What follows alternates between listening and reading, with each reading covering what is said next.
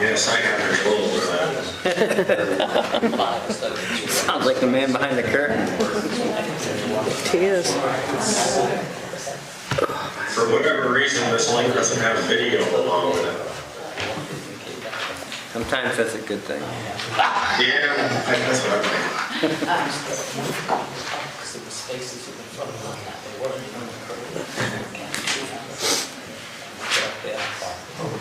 Is that that must be a permission issue. So we can't see him, but can he see us? Yeah, Ivan, can you see us? I cannot. Oh, I can hear it.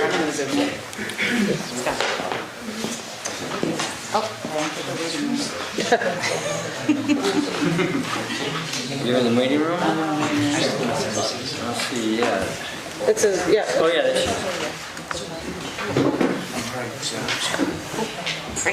And now, so if he gives you permission to share screens, you can do that?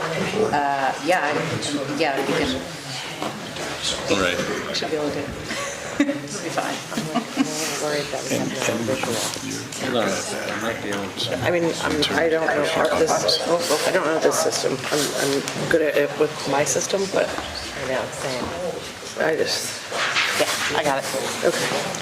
I think I'd be able to, like, I can mute them.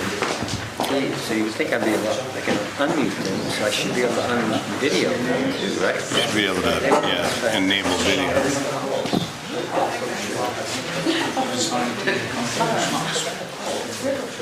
I'm really tired. Well, this is waking right now. Ivan, did you get a video invite? No, but I got a request to be unmuted.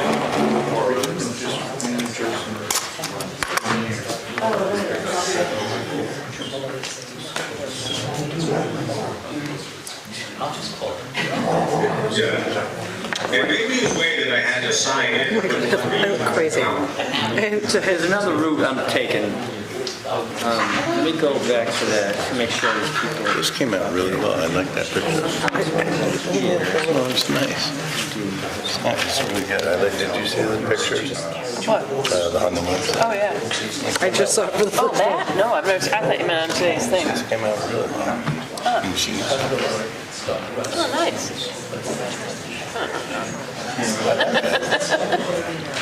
Do you notice we're all in dark colors? there's someone. Well, no, we should go on I look like a little enthusiastic. video. Every time I have to do it.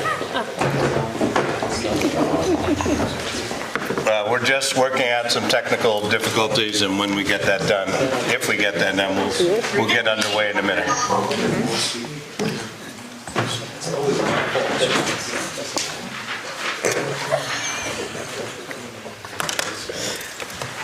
Oh, there we are.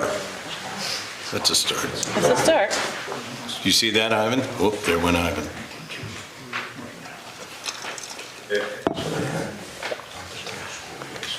I see nothing. We were there for a minute. Oh, really? Yeah.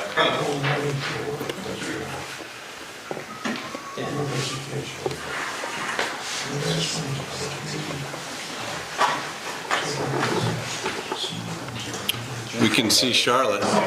Yeah, all you have to do is upper right-hand corner, just click the little three dotted line and it says start video, and then you'll be on there. Everyone has to do that, I think. Not sure why, but you. We may have a little bit of a different controller. Yeah, but she's saying they have to do that. Oh, everybody has? I just did that. I think everyone has to just click start video. There we go. All right. Hi, Gary. Say it again so that they can follow along.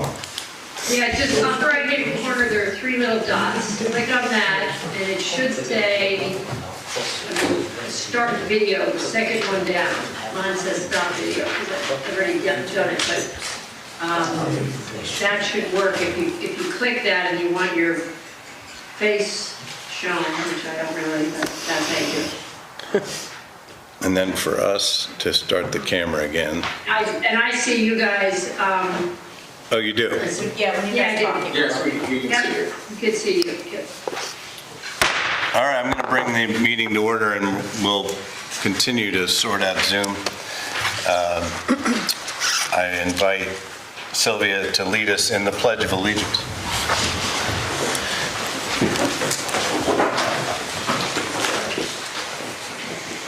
I pledge allegiance to the flag of the United States of America and to the republic for which it stands, one nation, under God, indivisible, with liberty and justice for all.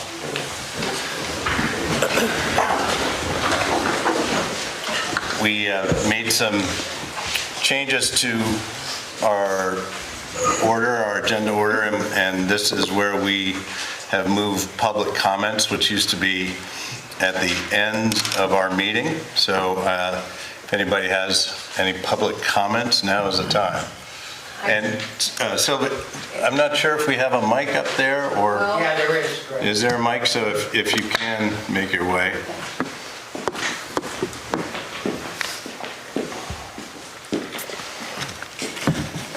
I'm just anxious to know what's going on with the cell tower situation that we were having hearings for earlier in the fall.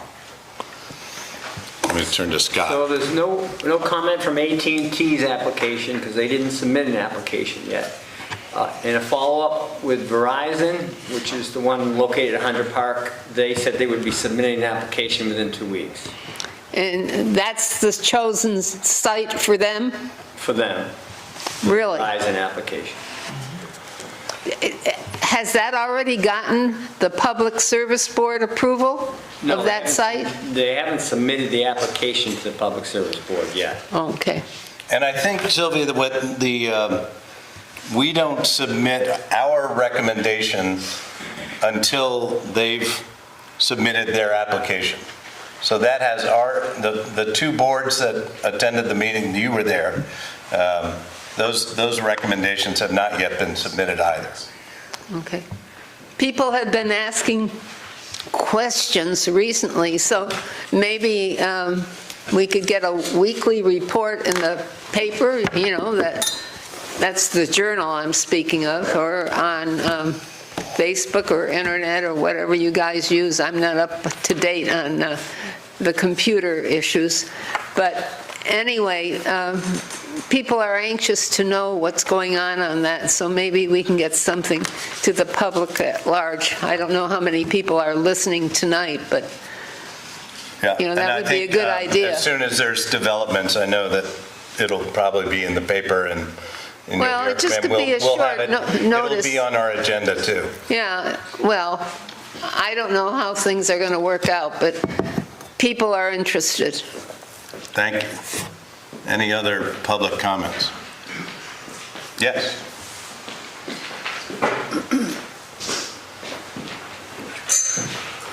Hi, my name's Tim Rice. This is my wife, Jessica. We have a property at 106 Palmer Place behind Ye Old Tavern, and we spoke before the planning board last spring about a proposed zoning change, which would allow me, I have a little bookstore back there, a little used bookstore. Jessica has a Forest preschool, so we have two businesses in back of there. I wanted to put in... It's also our home. We also live there. I also wanted to put in a small movie theater there. Janet Hurley said I couldn't do that without a zoning change. We share a parking lot. We own the back part of the parking lot of Ye Old Tavern. It's ours, parking lot. They're mixed use 1, we're mixed use 2 for some reason. She said she couldn't figure out what the reason was, and she didn't think that it would be a problem to change it. The planning board agreed, and I called up the language that they use. Just give me 1 second. The Planning Commission finds that the proposed revisions to the ordinance are in keeping with the goals and policies of the town plan. Several of the changes remove barriers to housing development and are in keeping with the town plan housing policies. Other proposed changes offer clarification to confusing or unclear provisions or relax overly restrictive provisions. The Planning Commission concludes these revisions reinforce the town plan goals of encouraging a concentrated mix of commercial and residential use in the core, surrounded by rural residential and resource-based uses in the outlying areas. So that's where we thought we were. We thought Planning Commission agrees with us. They're going to recommend this change to the Select Board. We missed a couple meetings, and then we found out that the Select Board said item 29, which is the one that affects us, was basically shot down. They didn't think it was in keeping with the town plan. And so we're Jessica just and I just wondering wanted where some the clarification of difference- what happened. Yeah. Why can't, we don't kind of don't get it, and we want to know what recourse we have at this point. So I can say two things. There were two hearings relevant to the changes in the ordinance. And at the second hearing, it was closed, the hearings. And then in the following meeting, the board met here, and I was not present. So I can't speak to the result. But that was, we sent back certain items to the Planning Commission. Now, they can reconsider, or it can be reconsidered, I believe, and come back again. Yes. But they already said they agreed, so they can say, we agree again? How would it Well, change? and I think part of it would be that, as you said, you missed several meetings. Two. You're right. And whether or not that would have had a bearing on it, I'm not entirely sure. Yeah, But that's what happened, and then The as a problem result. was, if there was any substantive changes to any of the things that were in the recommendation by the Planning Commission, the entire document had to go back. So, But it's going back anyways, I understand, isn't it? well, so I think there were 5 items that we felt were not ready to be signed off on. But even if there were only 1 item, the whole document would have to go back. Any substantive change at all, any kind of revision at all, would have to send it back to the Planning Commission.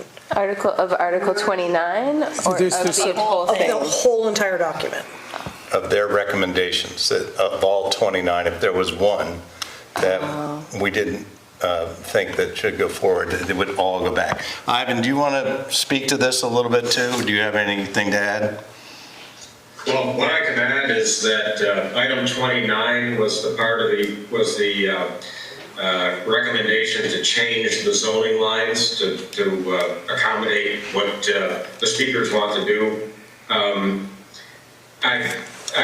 What I don't know, because I don't have the whole document in front of me, is if there was specific language to allow, and I believe what we're talking about here is a movie theater, to allow that in the particular space that they're talking about.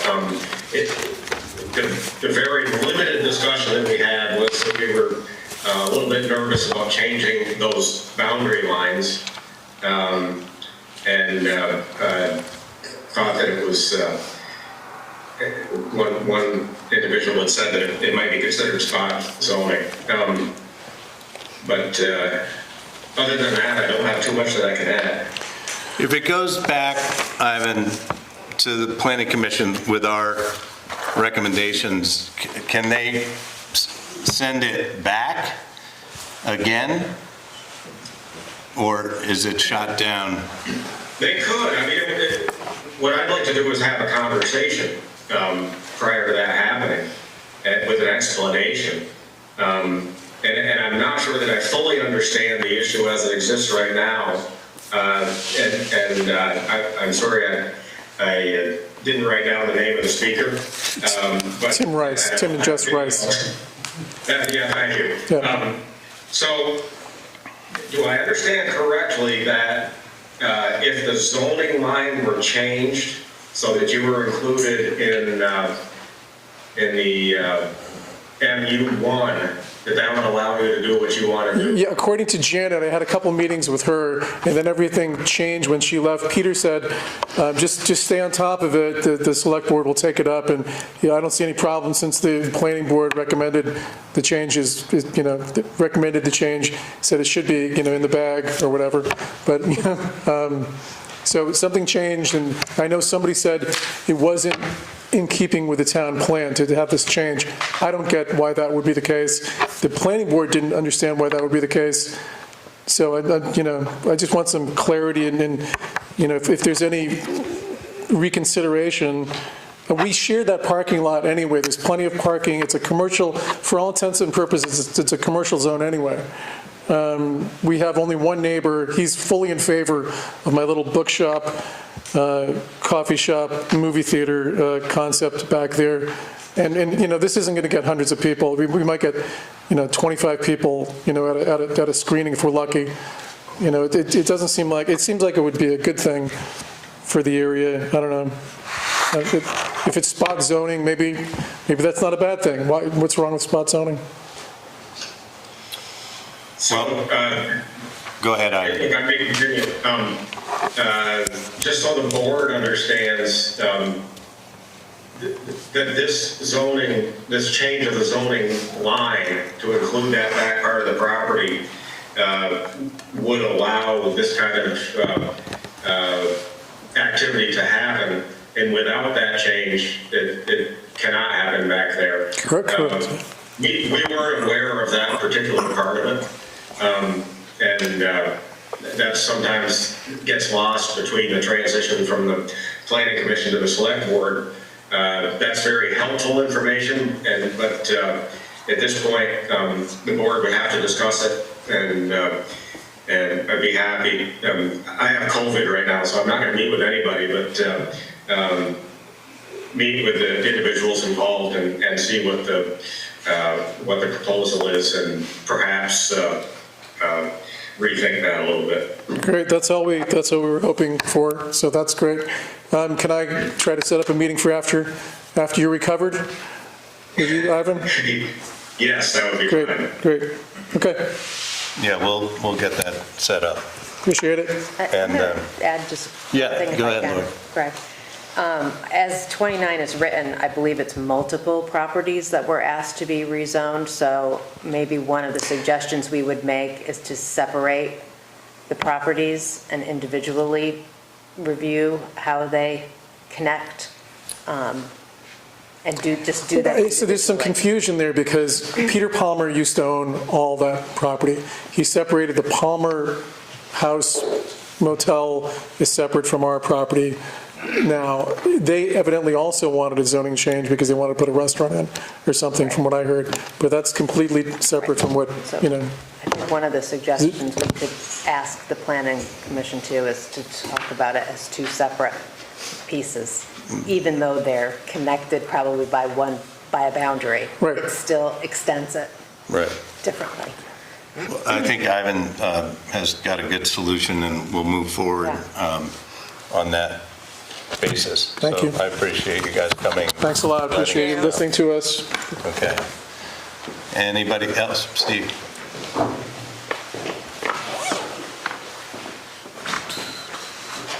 Two things, if I may. The concern about the spot zoning was presented to the board by Mike Norak. He had made comments, I'm not much for spot zoning, however, there were concerns with that. The other thing is, question to the board, what decision, Greg, has the board made if and when it's going to be sent to the Public Service Commission on the cell tower? As far as I know, well, I'm going to send it to Scott again. I believe it's all hinges upon whether or not and when they apply. We can't No. make a decision. Is that what you're talking about? Well, what's the response? Have you made a decision of what letter you're going to send? No, we haven't. We have not made a decision. That's, I don't believe either board has. I know this board is not.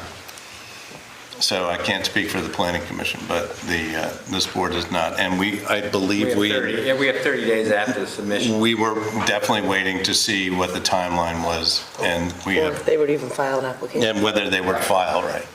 Yeah. okay, thank you. Anybody else in the public comment sector? Okay. Scott, item number 5, approve and sign the Vermont 250th anniversary. Number 4, too? Oh, wait, but definitely number 4. Sorry, everyone. Approve the minutes for 11/21/23 select board meeting, of which I will have to. I move to approve the minutes of 11/21. I'll second that. All in favor? Aye. Ivan, does that include you? I think you were here. Ivan's muted. He must have muted himself.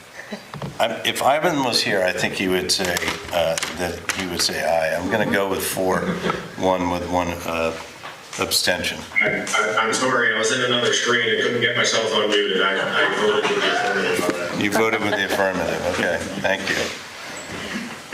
Now, item number 5, approve and sign the Vermont 250th anniversary resolution.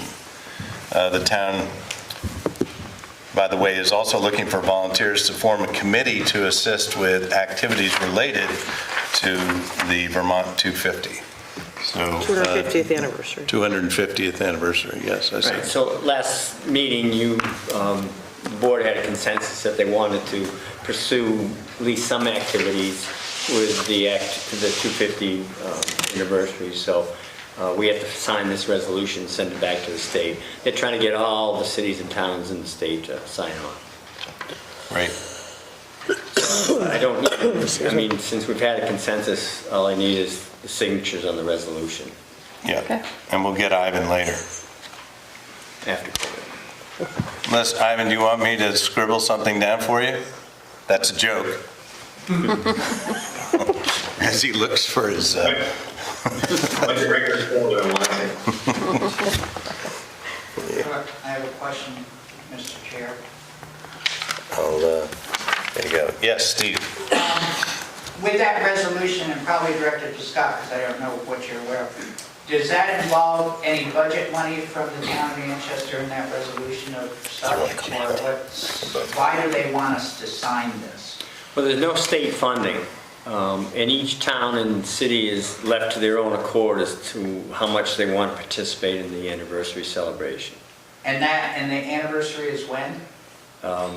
In 2 years. Oh, it's 2 years, so it won't go in this year's, but No. if we decide, or if you all decide. I mean, there's different towns that are already getting on board and getting committees and different ideas going. I know, I saw in the paper, Bennington had a organization working together because it parallels to the Bennington Battle Day celebration. There we go. Thank you. We could have a tractor. That's pre-planning, and I believe the resolution was read at the last meeting and probably is available on GNet.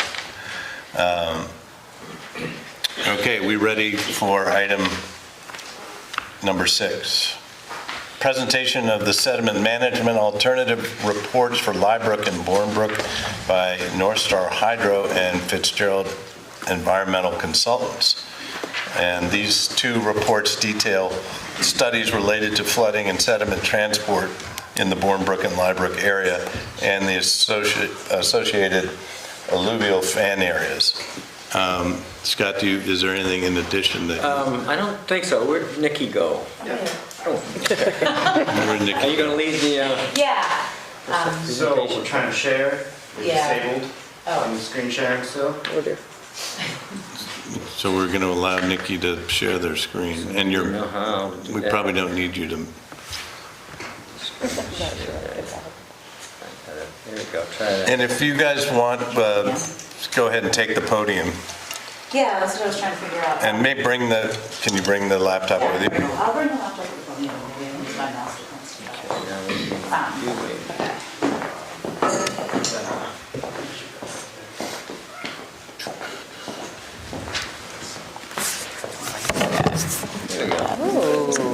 There it is. Proud of you, Scott. Good job. Don't ask me to Are we do it. good? No, it's not presentation mode yet. I would say let's all have a round for Scott, but we can. Okay. Are you gonna point with your mouse or? I don't would you like know. Us up here as. No, it looks like I can point with my mouse. Or you guys can, yeah, we'll figure it out. I'll run back and forth, we'll get exercise. And I think, Anita. unfortunately, you guys can't see it way in the back, I guess. You can see it? Okay, good. Okay. So I'm Nikki Buck. I'm with North Star Hydro. And then I'll let you guys introduce yourself. Evan Fitzgerald from Fitzgerald Environmental up in Colchester, Vermont. And Jordan Duffy with Fitzgerald Environmental. So we'll get right into the presentation. Actually, as I start the presentation, I know that Jim sent out a flyer to a lot of people. Can I just see a raise of hands of who's interested, like who came for Bournebrook? Okay, and who came for Liebrook? Okay, great, okay. So that just helps me, target and understand who our audience is. I encourage everybody to pick up a report. It looks like you did.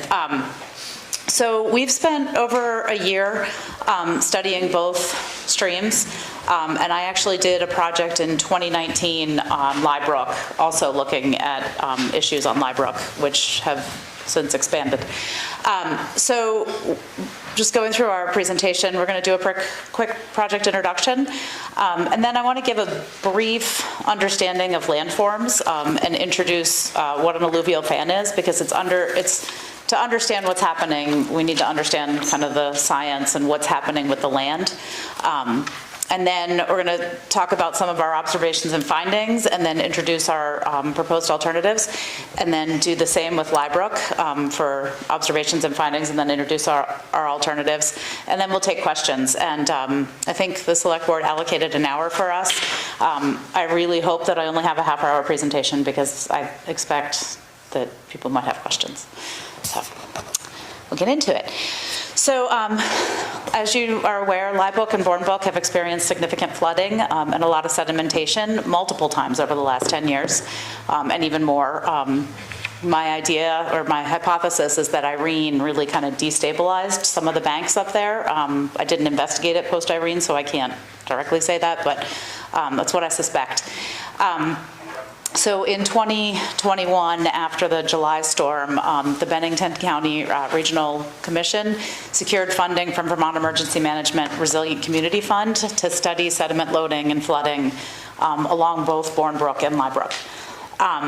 And so I just took a little snip out of the Flood Resilient Communities Fund goals, and projects that get funded must reduce flooding risk and improve water quality, specifically those that result in greater floodplain storage to reduce flood flows, allow room for future natural river channel changes in ways that don't threaten property, reestablish floodplain and riparian vegetation functions to hold riverbanks and shade water, and improve infiltration of floodwaters.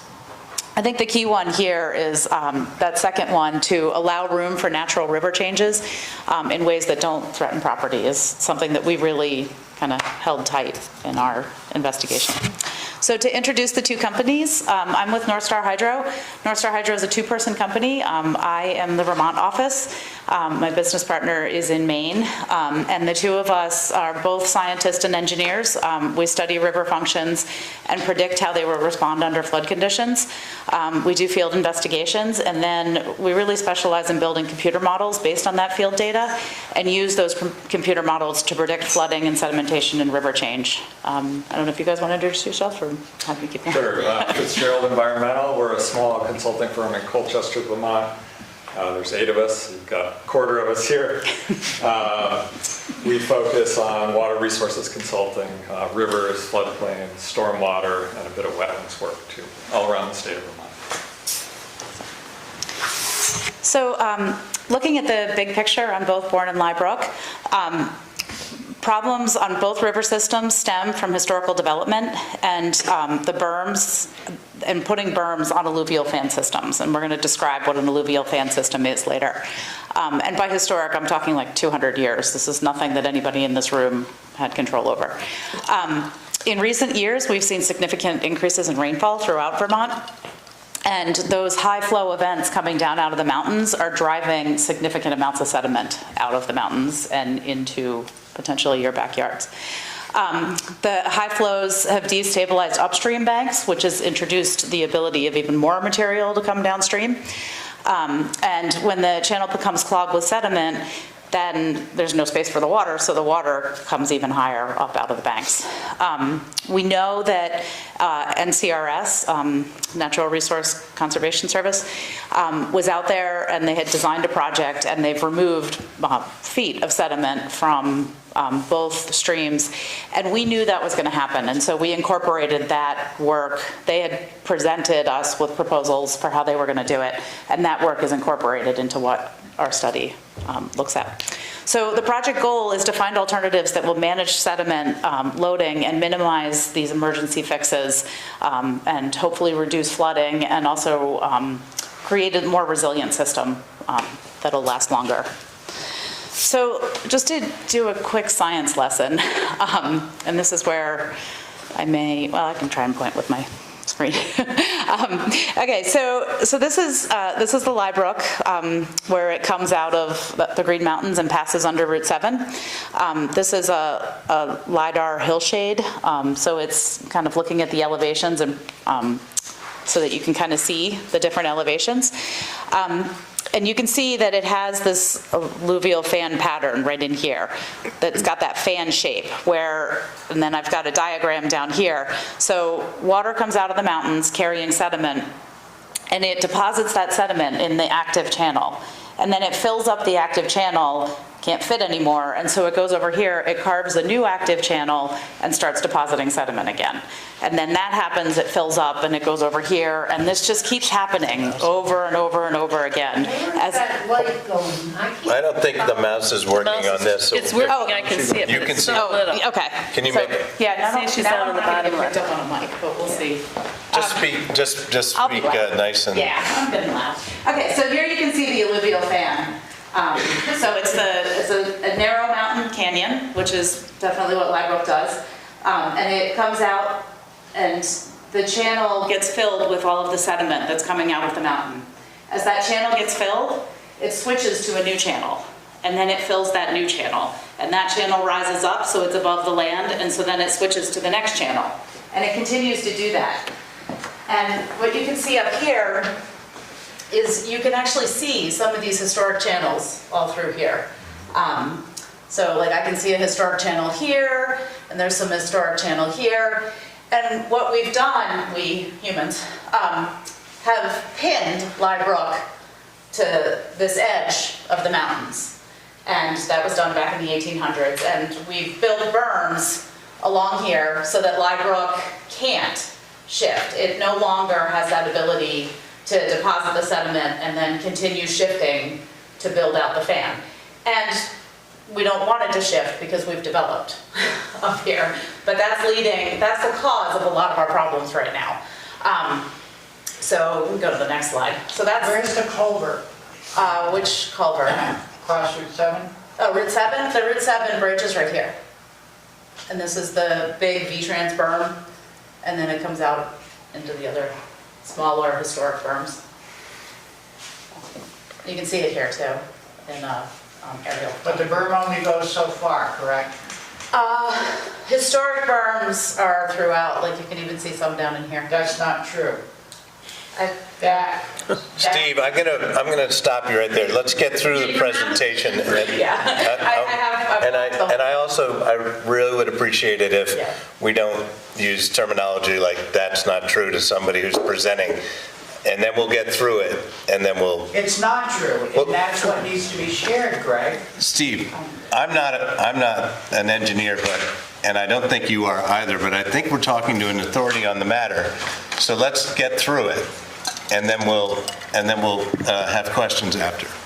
Jordan, you want to go to the next slide? Yes. Okay, so Boardbrook is a little bit different. The active alluvial fan is up in this area where Bournebrook is coming out. And then, so we have kind of an initial alluvial fan where material gets deposited in this area, and then it goes through a narrow bedrock kind of pass, which is also where we chose to put Route 7 again. And then it comes back out towards the Batten Hill, which is over here. And there would be a fan in here, but we can't see it anymore because we've regraded all of this. So we've kind of erased the historical patterns, and we can't see in the LiDAR anymore what was happening there. So we did not focus our efforts on this side. We focused our efforts entirely in the developed area to the west of Route 7. And so, let's see. So while we can't see the western fan, we understand how this kind of system works. And when we tromp through the woods, we can actually see the remnants of the alluvial fan. And you'll see as we go through the presentation, the other indications of alluvial fan. So keep going. As I go through this presentation, I think some of this information may cause you to question. And so I did put a slide up here, and Josh Carval's here. We can, he can talk about buyouts if anybody is interested in that kind of thing. We did not specifically recommend any properties directly in this presentation. I just want to let you know that that is an option that's no cost to the homeowner. So this takes a look at the damage that was caused by the July 2021 storm event. Water came shooting. This is Bournebrook right here. And I'm going to focus on Bournebrook and then Libra. So, yep. So water came shooting out from under Route 7 with a lot of high velocity.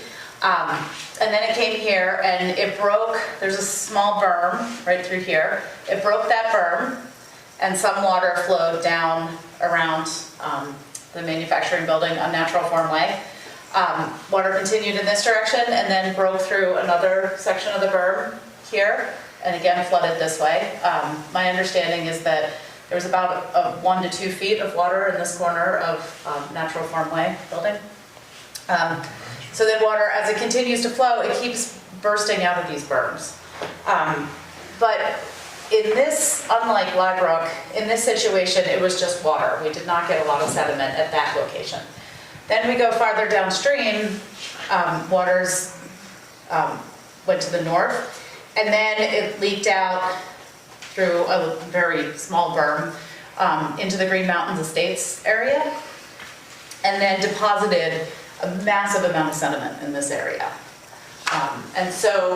And we saw that sediment before it was removed, like what, a couple weeks ago? And then flooding continued down here. Much of this flooding is also related to the Batten Kill. So that's our understanding of the flood patterns. And the one thing I forgot to mention is the water that came down, Natural Form divided the water, so it went this way or down to the south. It also kind of carved a new channel through the airport access road, which is hard to see in here, but it's in this area. And it also caused significant damage. We were able to see significant erosion around some of the utility poles. Is the pump station indicated on there?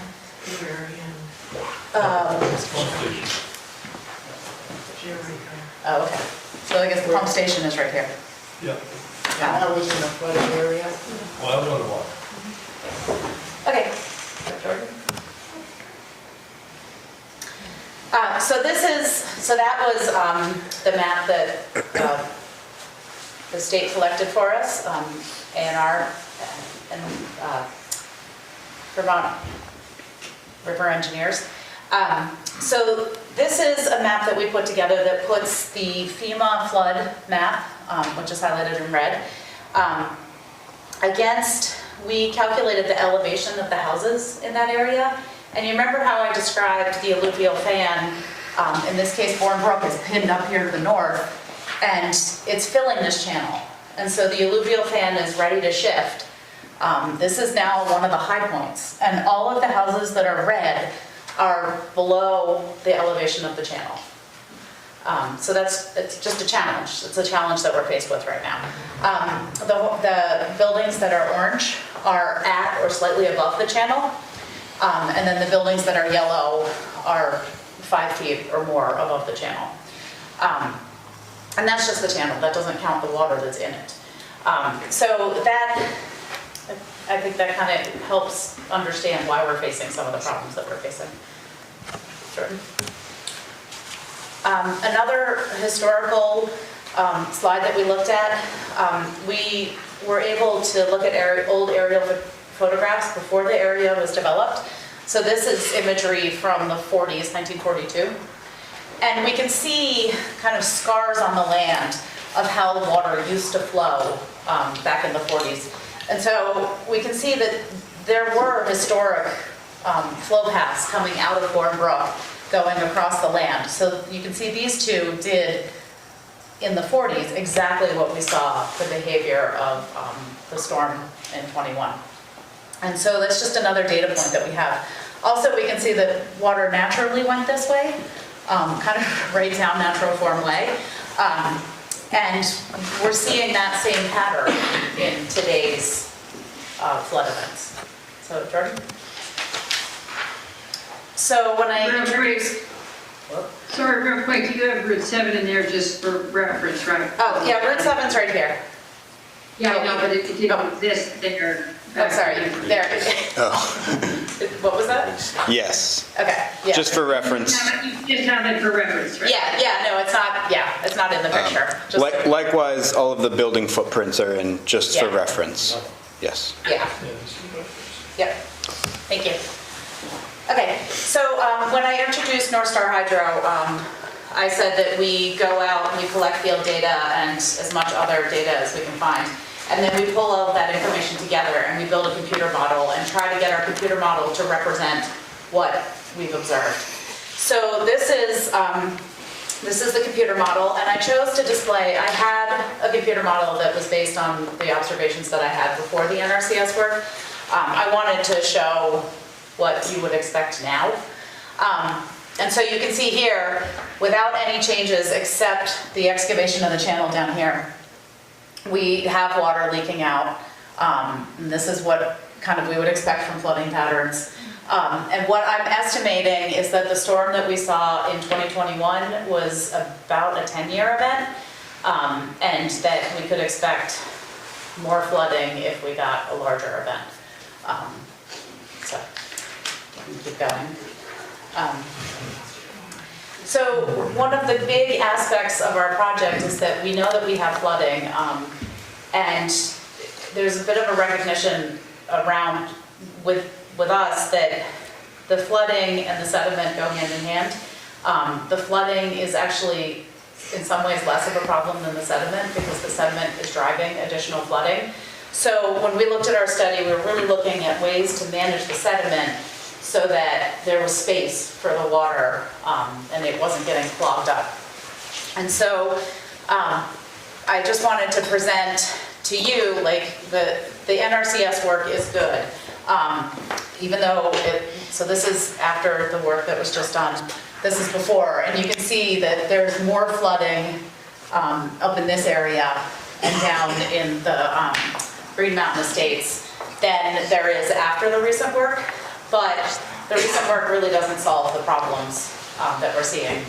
And it also would be expected to fill in fairly quickly with sediment again. So if we get another big 5 or 10 year event, we're going to fill it back in with sediment and we're going to be right back to where we were,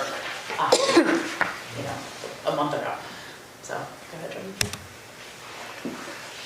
So this is where I did all the computer modeling and then I turned it over to these guys for conceptual designs. So, Cool. You can drive, or I'll All right, I'll jump over here and kind of explain. So using some of Nikki's modeling, we did do just various alternatives to conceptually look at what we could do to the landscape to allow for more flood storage, more sediment storage, and just less impact to infrastructure. So we chose a few alternatives to describe here. So again, these were done just conceptually at this point based on some of the modeling and field observations we saw. So just to orient everyone, this is Natural Forms Way, the manufacturing building. And this area right here is a one of the only forested areas within this alluvial fan setting that was not yet developed.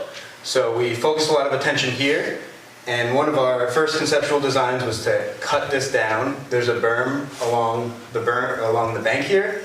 And by removing that berm and allowing floodwaters to access this area would be a space for potential storage of both floodwaters, but also sediment, woody debris, ice, things that are going to be clogging up the channel and then not allowing water to move out. So, But that hasn't happened yet. No. This is all conceptual. Could potentially help the problem in the future. So, Does that this require like annual maintenance? this would require annual maintenance, yes. Well, Not anymore. maybe not annual. But it will require maintenance, so, and we can kind of talk more on that as we, Fine, I just didn't Yeah. know how to yeah. speak your language. Yes, yes. It is And I not something that we will do and never look at again. No, but would it be more than annual? I mean, in the wintertime, Not more than annual, no. No. so you would come maybe every April to check what the winter left in terms of additional problems to natural. You would check regular you would check it after large storm events. Yeah. Sylvia, let's wait, let's get through the presentation, try and remember or write down your questions. But it's a good question. There's a lot of- Maintenance is a great question for any of this, because, right now, our maintenance is looking at the channel and then assessing damages after floods. So now it would be an area that would be more easily checked in on and maintained, so. And the idea here is also to catch a lot of the debris and sediment before we get into the more highly developed area. So this is just a quick cross-section that would be cut right through here, showing Bourne Brook and then the berm that would be removed, and then allowing the floodwaters to get into that area. Allowing the floodwaters to get into that kind of, this hatched area that we're showing. And if you want to jump to the next alternative, which is the same idea but on a larger scale. So this would be looking at about 4 acres of floodplain restoration, where we're not only removing that berm, but also cutting down all of this material within that floodplain area to allow for further storage of that sediment, wood, and ice to prevent it from depositing in the channel downstream and clogging the channel like Nikki's been saying, but instead leaving it here. So that way we have less risk for the water to jump out of its banks and into houses and backyards, so. Who owns that park? This is. Natural forms. Yep. They take it all the way to Route 7. Yep, yep. Is that buildable property, Scott, or anybody in zoning? We would want to. It's in a map, Bad move. it's in a map Bad move, floodplain. right. I don't know what the town's river corridor protections are. It's Act 250 regulated too. So like, Unlikely. not very involved. So those are 2 concepts that we kind of hashed out, and I think Nikki will show some results on that as we move Yeah. forward. But one other concept that we had looked at in this area, which would be much different, would be actually, as the river's now up here, and this is natural forms, would be grading in a swale and a little diversion channel that captures floodwaters as it comes down this slope. Just to prevent it from going into Natural Forms building and down the Natural Forms way driveway coming in. So this is a larger alternative, would take more work, but isn't solving the issue of the river, but it's capturing the floodwaters once they get out of the river and into this floodplain area. So like changing that, and making that into a river? Coming a swale? A come swale that would be dry down, unless it's dry? unless a large event comes that does flood this area, and then instead of this whole area being flooded, it would capture that floodwaters and then convey it Where's the old airport property on there? down here. Where would that, you got Richfield Road, where are Yeah. you gonna dump all that water? Yes. Yes. Good question. So The water is going there anyway. As So of this right- doesn't change any Yes. volume of As water. of right now, this directs to the gravel pit area. Right. Yeah, which, like she said, that is what is happening right now.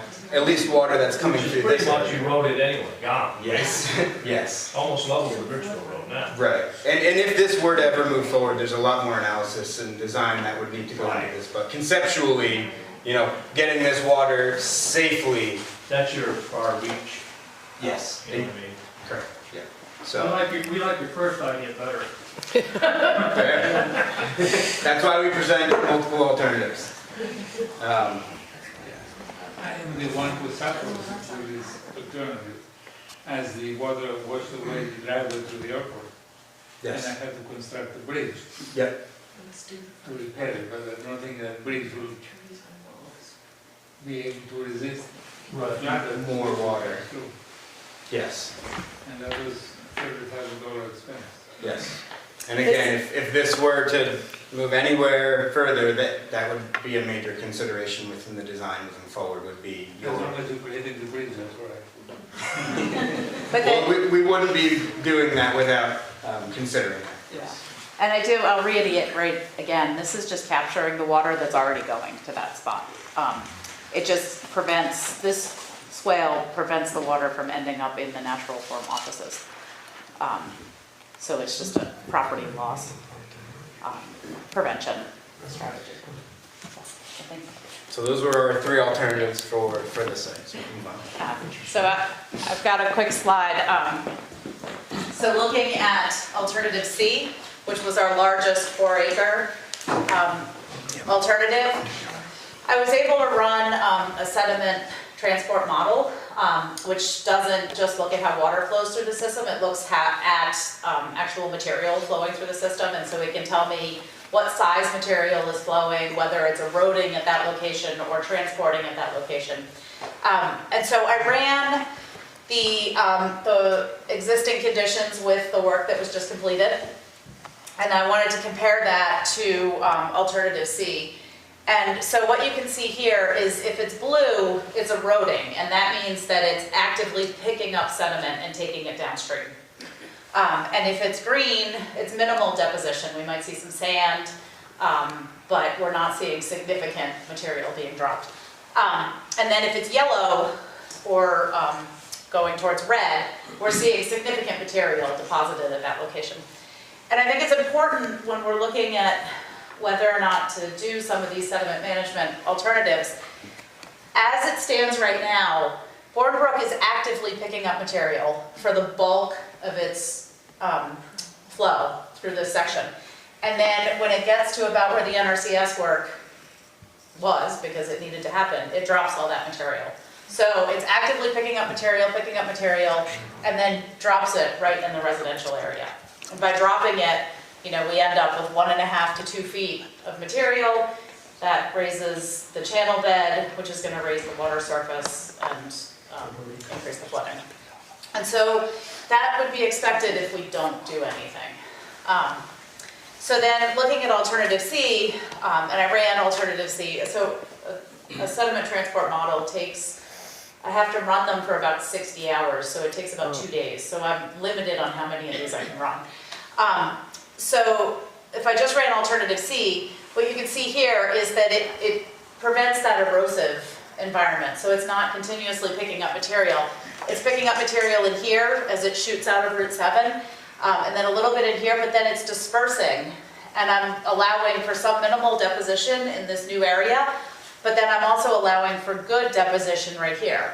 And at first you say, well, that's, like you're clogging the channel, but I'm not, because that'll allow the channel to shift to here, and it can deposit more material here. Or we can go in and maintain that channel and remove, depending on how we want to do this. But what we really like about this alternative is that it provides a 4-acre parcel that mimics that alluvial fan that we're trying to recreate. So that as the water leaves here, we do end up with another erosive environment right here, and then we deposit, but we're depositing less material in the area by the residences. We're still going to be depositing sands and gravels, but not the same volume that we saw with in the first alternative. So that was Boardwalk. Hold your questions. We've had a lot of questions. I'm going to do pretty much the same presentation for Liebrook. So this is a location upstream of Route 7. Oh, I put Route 7A. So looking upstream, you can see here some of the damage that was done as a result of the 2021 flood. This is this side of the culvert, huh? This is the east side of Route 7. Upstream. East side. Yeah. So it's the upper side of the culvert. Yeah. This is up into the Liebrook Management Forest area. So you can see this is expected to extend the full reach up Liebrook. There's a lot of material to be picked up, and it's eroding the banks, And so all of that material is becoming available. And until, like, if we get a period, I wish I could control the rain, but if we get a period where we don't get a lot of high flooding events, then those banks would be expected to grow back in and that material would get locked in. But now, right now it's raw. And if we continue to get these increased storm events, we're gonna continue to have that sediment coming down and filling in the channel. So, yeah. So we did the same comparison as we did with Bournebrook and looked at housing elevations compared to the channel bed. Most of the houses to the west of Liebrook are well below the channel elevation. And I know that a lot of residences in this area are also dealing with basement flooding, and that's related. If the channel elevation and the water surface elevation over here are higher than down here, you may not be seeing surface water flows. You may not be seeing flows like going across the ground, but we've got the bed, or the material underground here is all made up of those cobbles that are being transported downstream. And it's really easy for groundwater to flow through those. And so what we suspect, and we haven't done a full groundwater study, but we suspect that the high water surface elevations here are causing the basement flooding in there, as water can easily flow underground and get into those basements. So next slide. And then we did the same 1942 imagery analysis of prior flow paths. And again, you can see Route 7 here is in red, and it's not actually there. And then all of the development that has happened since 1942 can be seen by the little outlines of those structures. Here's Liebrook right here, and you can see these channels where the river was overflowing its banks, overflowing the berms, because this was all bermed at this time still, and flowing across the land. And these are the same flow patterns that we're seeing today. Wow. So what you saw with the elevations, with the houses that were below the channel elevation, we see in the model as well. When I do the computer model, again, this is the post-NRCS work. Water's leaving. There's actually a flow channel here with a culvert that goes under Richville Road. So water's getting into that channel. And then this right here is a cross section. So it starts at Route 7 and goes towards this property. And you can see right here, we're up at Route 7. And then there's the main channel after the NRCS work. And water's allowed to overflow the banks, and it just trickles downstream or downhill. And so you can see here in the elevation, once the water leaves the main channel, it's not coming back. And this, just for the scientists in the room, the dark blue is the 10-year storm event, and the light blue is the 100-year storm event. So this ditch does capture flow nicely, though. That's, the 700 is where the culvert is, if I'm reading that right. The culvert's up here, and my cross-section's down here. So I'm standing here, and I'm walking across this spot right here. Whenever you refer to Route 7, it's US 7, right? Yes. I think you should make that distinction for people that are not familiar with the whole area. Okay. Go ahead, George. Charlotte, did you do this analysis a little further south along Richville Road, where Liebrook is pretty much flooding my property every time it rains? Yes, so our study area for this particular project was focused on that more northern portion, but the 2019 study that I did focused on the full reach of Liebrook all the way down to the Batten Hill. And so I can send the town a copy of that study again, or I'm sure that it's here somewhere as well. So we can go to the next one. So what I wanted to show here is, this is that same cross-section, but now I'm looking at a comparison of what it looked like after the 2021 event in terms of sedimentation, and what it looks like today and after the NRCS work. And the idea that the work that was just done was supposed to mimic what was there prior to the 2021 event. So you can get an idea of how much sedimentation we have. So you can see the gray line is after the 2021 event, and the brown line is as designed, the work as designed. We haven't been out there to survey yet. But you can see here, we had up to 5 feet of deposition in the main channel as a result of that 2021 event. So it's important, and you can also see in this slide, this is 10-year water surface profiles. The dark blue water surface profile is after the work was done, so when this main channel is exposed again. And then you can see that as this channel sediments in, the green is what we would expect of a water surface profile after the July event. I have a question. So when you talk about the work that was recently done, are you talking about the work that was done 2 or 3 months ago after the last one we had it? So nothing to do with 21, but more in response to 23? Well, the NRCS work that was done this year was, the funds were awarded to the town after the 2021 flood. And they were And designed it last year and permitted this year. But we had a subsequent storm event in July of this year that filled in the areas again. Yeah. And that's what we're trying to get in front of, is finding a way to manage the sediment. That's what I'm asking, yeah. So, you go ahead, Jim. Could it have been prevented, I guess is my question. So I'm going to turn it over to one of these guys. So I'm going to talk briefly about 3 alternatives that we looked at on Lime Brook. And the same principles that Jordan and Nikki talked about in terms of looking for more space, area, and depth for that sediment, and wood and ice and everything that the river's carrying down to deposit over this area so that it takes the pressure off the main channel filling up and spilling out. So here's Lime Brook, US Route 7 here. Where Lime Brook comes beneath Route 7 is just off the screen to the north. It comes through here. By the way, all these orange rectangles are houses. And there's a big berm just after Lime Brook comes under Route 7 here, and it kind of pins Lime Brook along the highway here. And then it opens up in here. This is the area where the work was recently done that was funded by NRCS.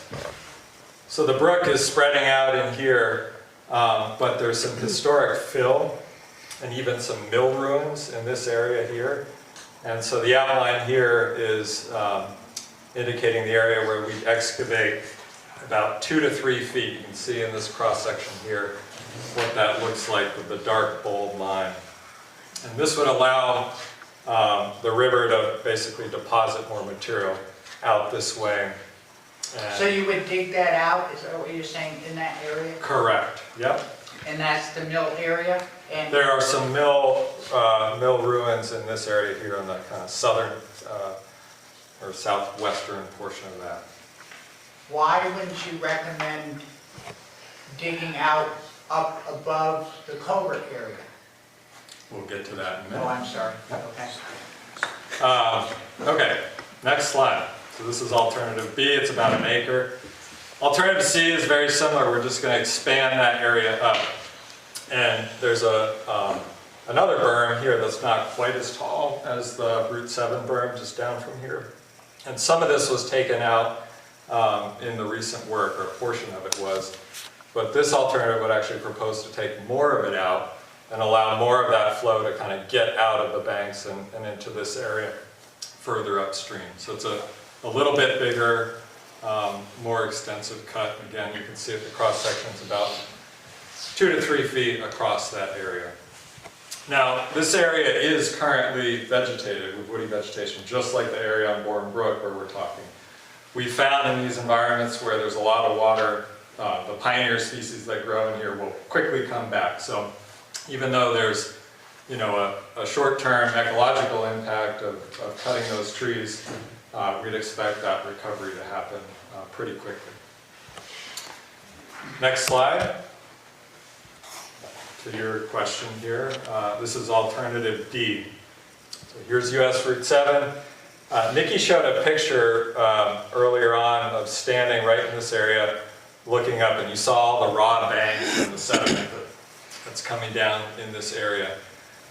This is, and we don't have the parcel lines on here, but the state highway right-of-way in this area is actually quite wide. It's about all the way over to here, and there's Green Mountain forest land to the east.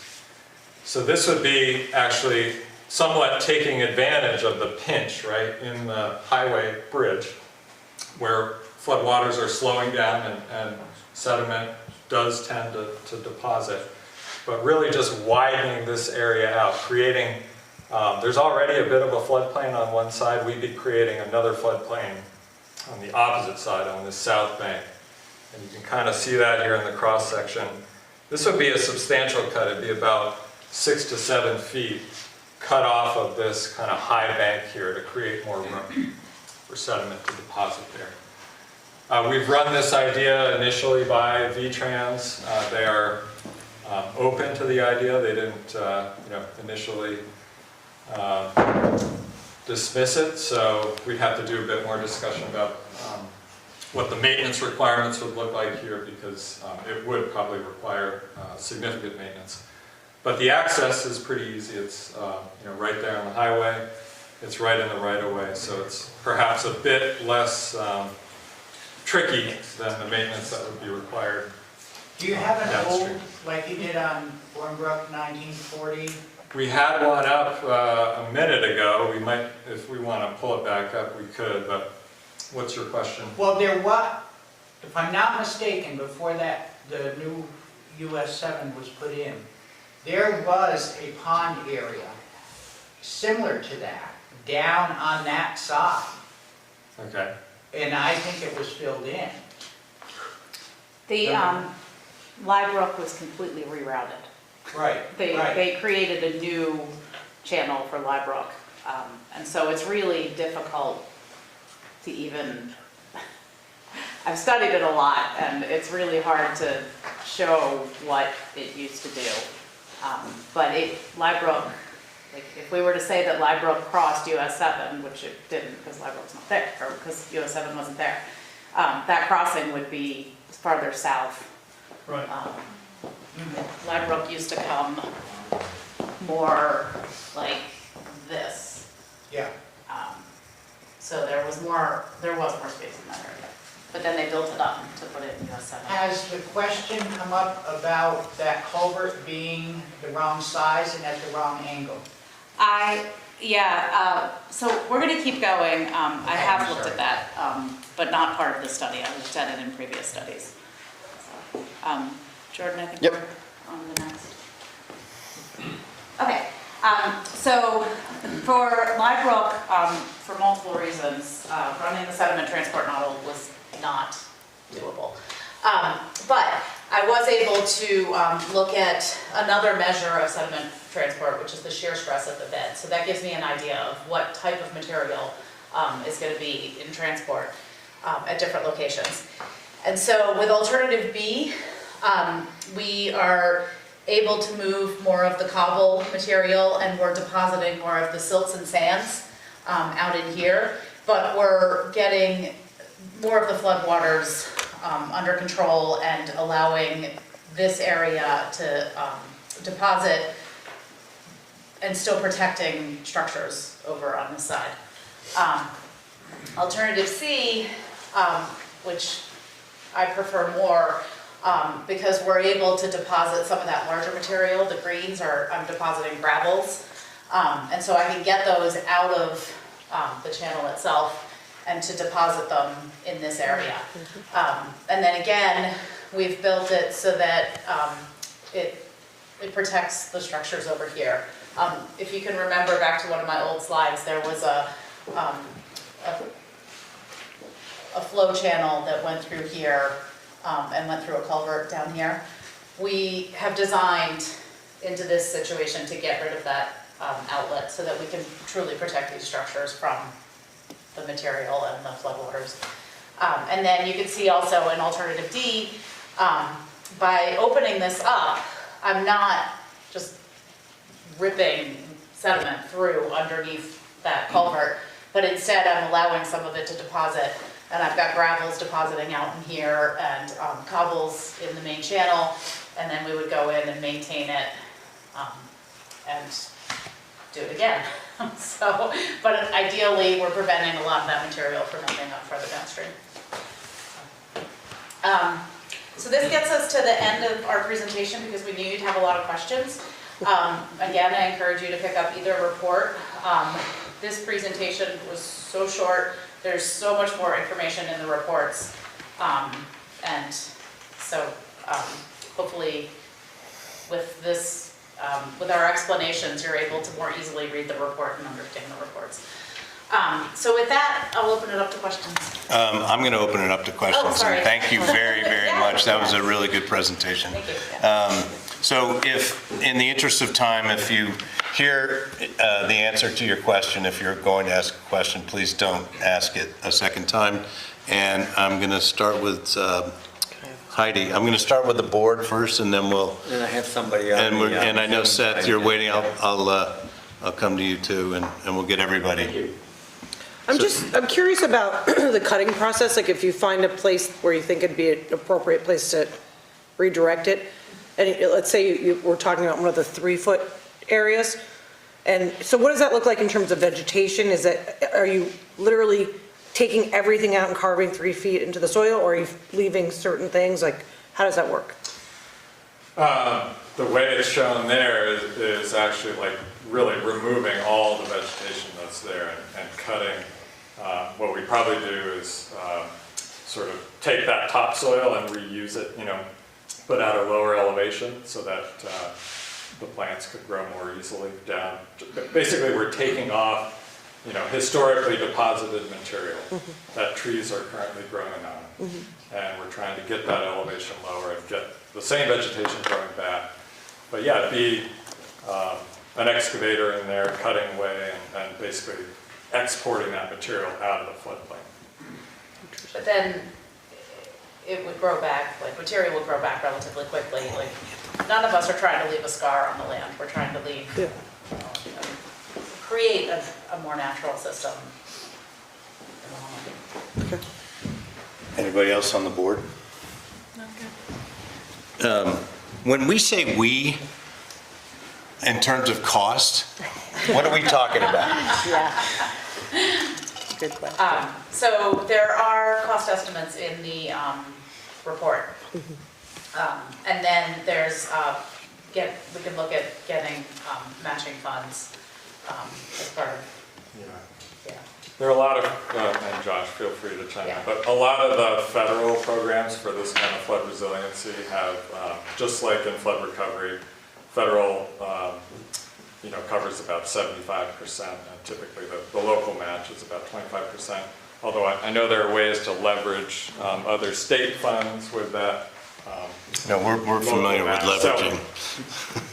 No, I get it. I just wanted to get that out there so people understand what we're talking about in terms of how to pay for it. And I imagine we're not the only community with problems in Vermont, so those dollars are probably, it's a competitive grant process too. I imagine that's something to think about. So we probably becomes more us than them. But, and then I just want to make sure, I have one quick question on sediment. Does the Battenkill deposit as much sediment?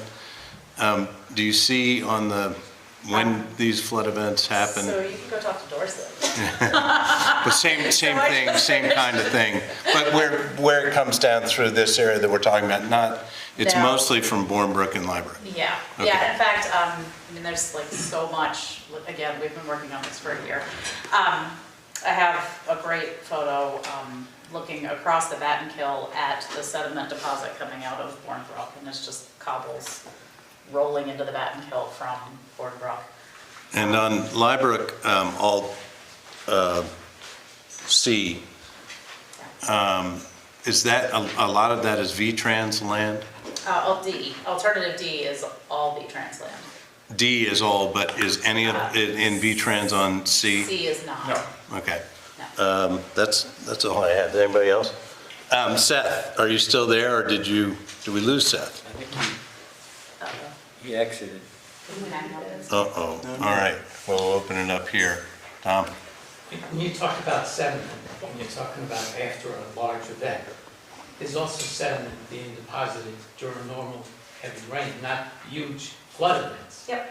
So that's compounding it and adding to it as well. Okay. What about, okay, I don't know if you have that map where it showed Bourne Brook with where the work was done just recently? Yeah. So, no. We're going. We gotta get through We're live. We're going.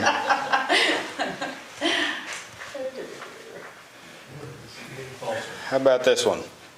Yeah, that one's fine. Okay. So the work that was done, let me just get my bearings here. The work that was done is actually kind of pink in here. You Yeah, can see no, the contour. well, doesn't go quite that far. It goes to about here. Oh. That's my house right there. It only goes to about here. Okay. Now, this goes into the Batten Hill on the other side of it. So was any work planned to be done on that side? No, there was Isn't not. all that sediment going to eventually end up there? Yes and no.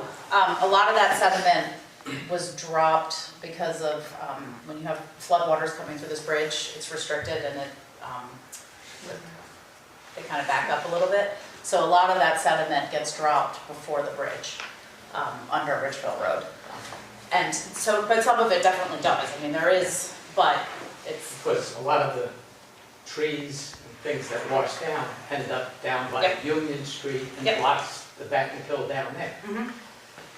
In this area right here, where all the work was done, here on the north side, the stream was widened to about twice the size, and the banks were all left raw, with trees with their roots hanging out. Now, every time the water washes away, that bank, it's all gonna wash downstream, the trees are gonna fall over. I don't Yeah. understand the purpose of that. I haven't seen. I have So, yeah, photos I can if speak you'd to like that. see. Yeah, I'll ask Josh's. So for those that don't know me, I'm Josh Carvajal. Josh, why don't you take the, thank you. So NRCS would only pay for certain parts of the work that was done on that river. So it was really basically removal of debris and removal of sediment. They would not stabilize banks and they do not revegetate. So that funding source had restrictions on what could be done. Raw earth along It is, there. it is. And so I've reached out to Poultney Meadowy Conservation District about planting that in the spring with native vegetation so that we can get woody vegetation growing on there again. So we were trying to restore capacity to that channel by removing historic berms and all the sediment that was in the channel itself. But again, NRCS did not pay for stabilization, whether that's hard stabilization or soft stabilization with vegetation. I have a quick question. I went out to the site to take a look at the work that was being done, and it seemed that in addition to what was going on in the brook itself, you were able to recreate what I'll call a sediment lagoon. As right on the, I'd have to show you, but it's an area where collection can happen. You've seen that, I imagine. Yeah, and will that alleviate, in addition to the alternatives, will that help? And So are you talking about on the Huckles property, the flood I sheet? think it's when you go into the mattress factory and you're going along their driveway, and it was before. Oh, okay. Yeah. Right, so basically that was a stormwater pond Yeah. that collects rainfall runoff from the mattress on the road and treats it there. That was just used as a staging area because we had off-road haul trucks Okay. bringing material out, dumping it there, then loading on-road dump trucks so they could haul it off-site. Okay. So that's why that was disturbed, was Got it. because that was separate from the river. Surface flows from the river will get to that stormwater area, but it's not intended to be any collection or sediment storage. Okay, thank you. Anybody- Seth's back, I think. Sorry? Seth is back. Seth, are you back and do you want to ask a question? Yeah, sorry, I lost my internet connection, so I apologize if what I asked has already been covered. And if it has, certainly feel free to just let me know and I can watch the recording and go back. But first I wanted to thank everybody for their time. This has been really informative, and it's great to see that both these rivers are getting addressed in the way that they are. My main question comes about the work on Bournebrook and the proposal, I believe it's C, that has the larger scale project. And my question is really, when it comes to A and B, and there's that berm that looks like it's gonna get addressed on the smaller scale, why would you not address the upstream berm as part of A or B, and then maybe go downstream for C? Because it appears to me as though you would want to maintain the river's main corridor and natural flow as it is. And having spent a lot of time in this area, I live in the just below Route 7 near Boulder Road. So I'm really familiar with this area, and it seems to me as though the smaller area that is proposed in A and B, it's not an area that I've ever noticed to be a man-made berm, whereas upstream, the eastern and upstream edge of alternative C here is a very clear area where rocks have been built up to try and keep the river within this corridor that we've put it in and not allow it to expand into the floodplain towards natural formway. I understand to protect that business and the residents down there, but it appears as though if we were to let the river do what it wanted to do up there on that upstream edge, the downstream would not need to be addressed as significantly, if at all. Yeah, so I can speak a bit to that. So if I'm catching your question, and I'm going to move the pointer around here, you're talking about the berm right in, oh man, can't go over it, just to the right of my mouse here? Yeah, you're in the area. Yep. So the way that we have our floodplain cut, the grades work that in cutting that, we're not affecting or sending more water to Natural Forms Way. If we were to cut the berm upstream of our area, kind of what you're talking, that would increase how much flow is leaving the river in an area that would flow directly down into Natural Forms Way.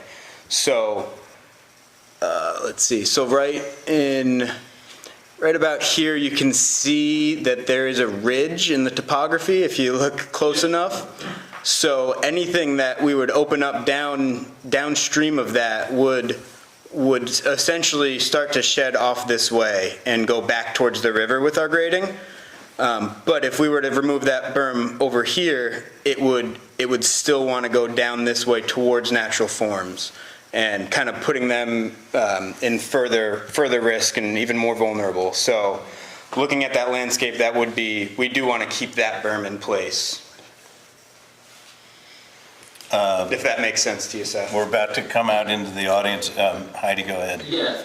Oh, wait, Seth, sorry, Seth, go ahead. Yeah, just kind of a quick follow-up. So I certainly understand where that ridge line is and wanting to protect that. But it seems as though that berm is what's causing the issue.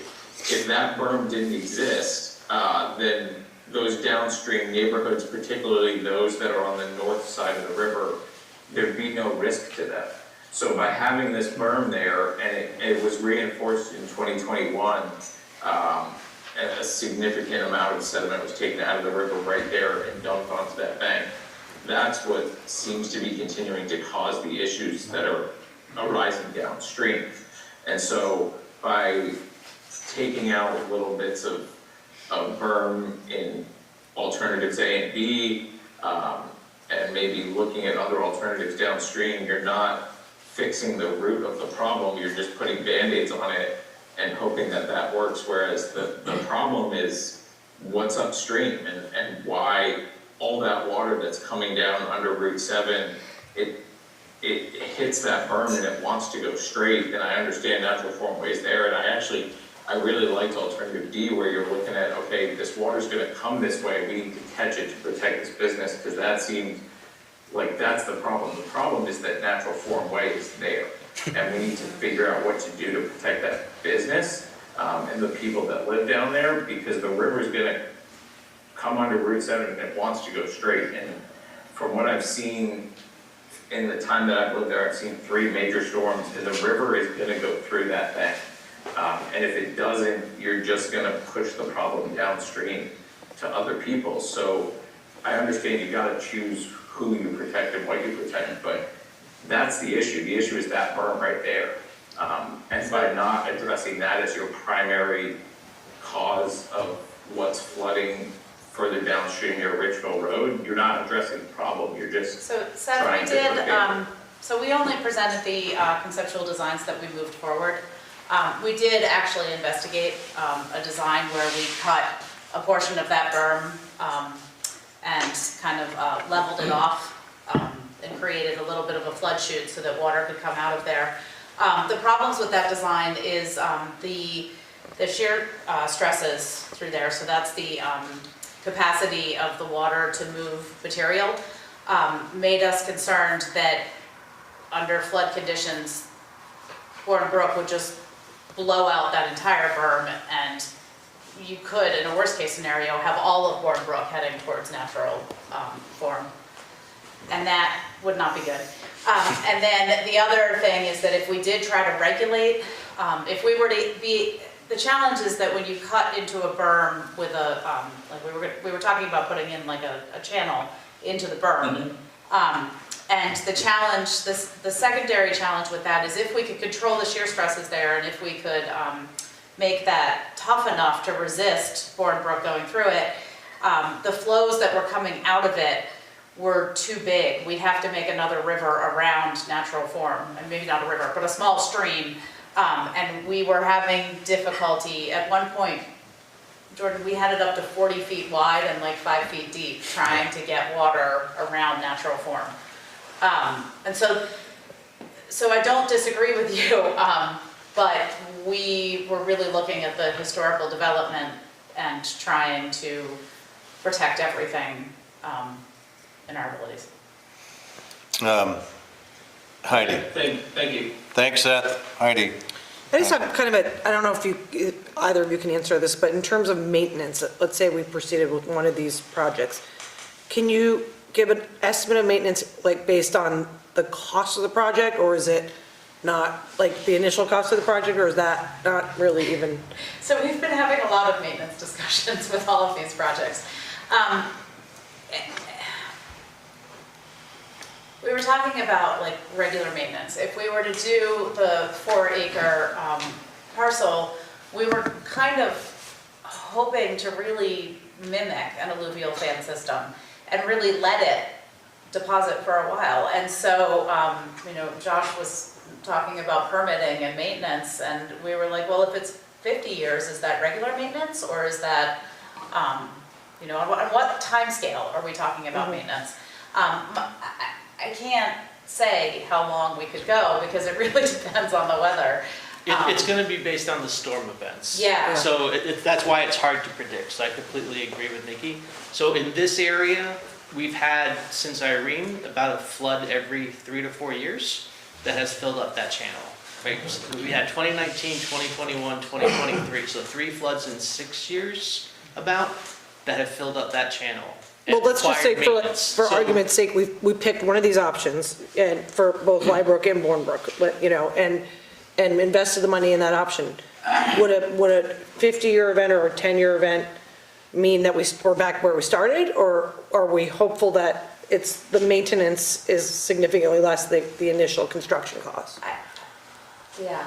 The maintenance would be significantly less than the initial cost, because I would agree with that. I mean, for something like this, we're talking about cutting down a lot of trees, getting an excavator in there. It would be a long time's worth of equipment in there lowering this area. And then if we need to go back in post-flood to just remove some cobbles and materials, it'd be a lot less time and a lot less money. I'm thinking excavator training camp would be our best bet and keep people going. Steve, I'll be right with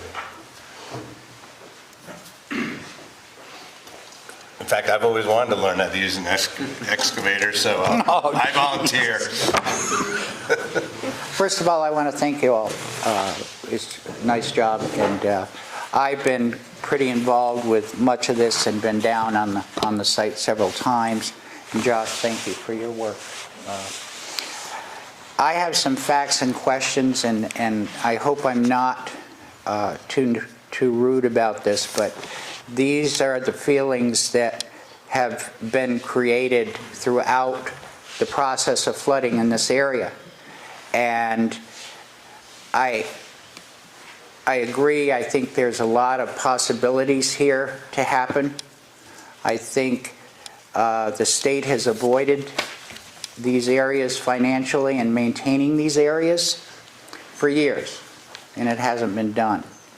I'd like somebody to explain to me what a town mitigation plan involves and what a state mitigation plan involves. This would possibly alleviate these ongoing issues, and nobody seems to be able to tell me. Does a town need one? Does the state have one? Who do they work with? That's one question. To me, in seeing this, of course, I haven't seen a lot of the bylaws and the legislative procedures of how the process works.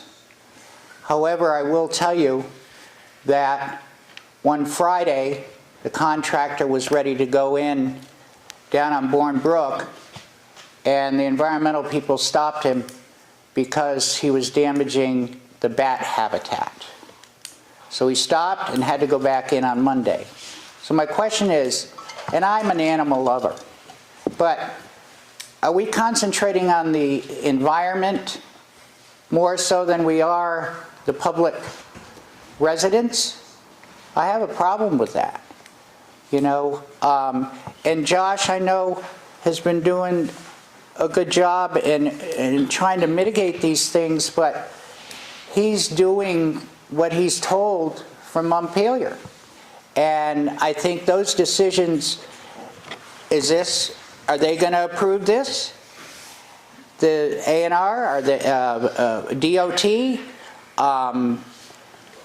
And quite a decisions that are made in the past, that hasn't happened. They've told him he can't do this, he can't do that, and you know, the contractors explained to him it's not going to work. It is going to work, but he can't do it.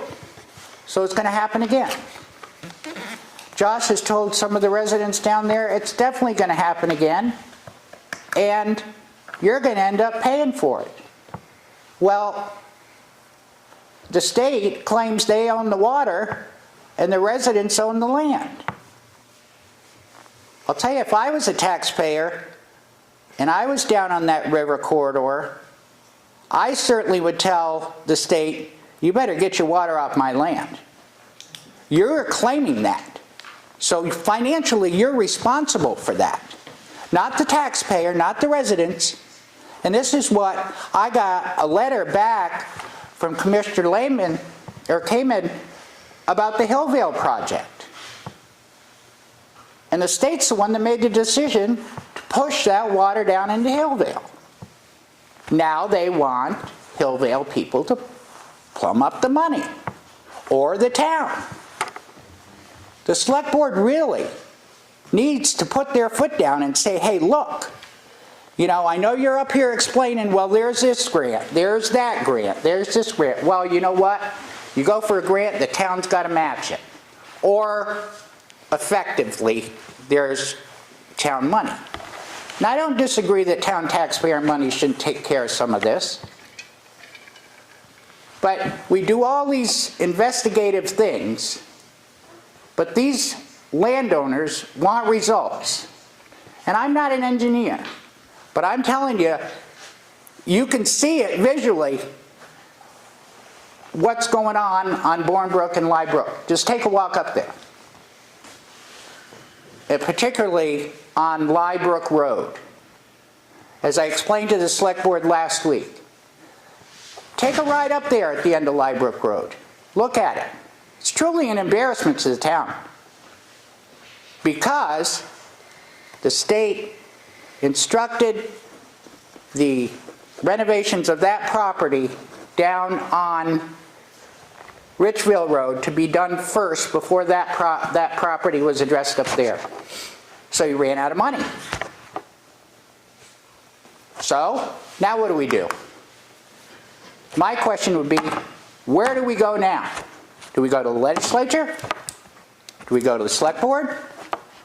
Do we go to A&R? These are the answers that need to be answered. Thank you. Thank you, Steve. Yes, sir. So on this film, this slide right here. Do you want to come to the podium just because we have a... On the C part there, 4 acres. So say you get that all out and use it for a floodplain. So say that does flood, all that water is going to go into the ground table, correct? Into the groundwater. Yeah. Everybody in where we live on Green Mountain Road, we flood from groundwater up. Okay, so if you fill that in, you're still going to flood everybody in Green Mountain Road. Yeah, it's not. You're still going to flood them. Once the water gets into there and gets into the groundwater, everybody's going to have 3 feet of water in their basement again. This isn't going to change the water table. This isn't going to cause. It's going to add to the water table. It won't, because the same amount of water is coming through, and so eventually it's going to. Because what I understand, water comes from high to low. Right. So that's higher than what we are. Yes. So that's going to go into the groundwater, and raise our groundwater table south of that. Flood, the groundwater, and even in normal conditions. Because most of us, I don't get water in my basement until the water seeps into the ground. And then the water comes up, and I get 3 feet of water in my basement because of the groundwater rises. So you're adding more water to the ground table. Well, this would only be expected, like, it's only during that flood wave, so it's less than 24 hours that it's when that flood wave crests, this gets flooded. Yeah, but you're talking about. And then it drains down, and so it's not changing the volume of water that's going into the water table. So the water table, this should have absolutely no impact on the water Yeah, table. but you're adding more water. It's going to hold water there until it seeps into the groundwater. No, it won't. This is designed, it's got flood channels in it. So it's designed to drain that water back into Bournebrook. Until. It's just allowing it to spread out. It'll be like less than 10 hours. It'll spread out and then it'll go back, and this type of floodplain doesn't impact. If it were a pond, yes, I would absolutely agree, but this isn't a pond. It's not designed to store water. It's designed to allow the water to expand and then contract as the floodway. Because that sediment pond that they talked about and the flood chute next to the sediment pond, whenever that fills up, we get water in the basement, but once it dries out, we're good. But, so I was concerned that if the water fills that up. No, it's the same volume of water coming down. And so you're still gonna see, you would see the same patterns that you see today. This would not cause additional groundwater harm. I want to make sure we get through to everybody who wants to ask a question, and we're coming up on 20 minutes. Yes? Do you want to come up to the podium? I'm loud enough. Okay, we have mics that were for the GNet. That's okay. As far as the development, Green Mountain Road development, a lot of the cause is because of the berms giving out in the corner. It's blowing the corner out. Ever since Irene, it's taken the corner out and wants to change direction. And it's right next to the flood chute. So that's a narrow berm we got in here, and Josh knows all about it, we discussed it. That should be reinforced and prevent direction of the brook changing and flowing right through the development. And another thing needs to be looked at is downstream of the bridge. On the west side of the bridge, where you've got a field down there that should flood, there's wetlands down in here, and you've allowed a homeowner to build the bank up, to burn that up, to protect his property. That ain't being looked at. And when the trussel down there plugs, guess what happens? You got a 4-foot bank now that should flood into a field, it can't do it. And it backs up the whole river system, the brook system. I mean, there's those things that need to be looked at. I discussed it with Josh. And it comes out, him first he says, it won't work. And then he said, who's gonna pay for it? So that just shows you it would work, but who's gonna pay for it? Things like that might be want to be looked at.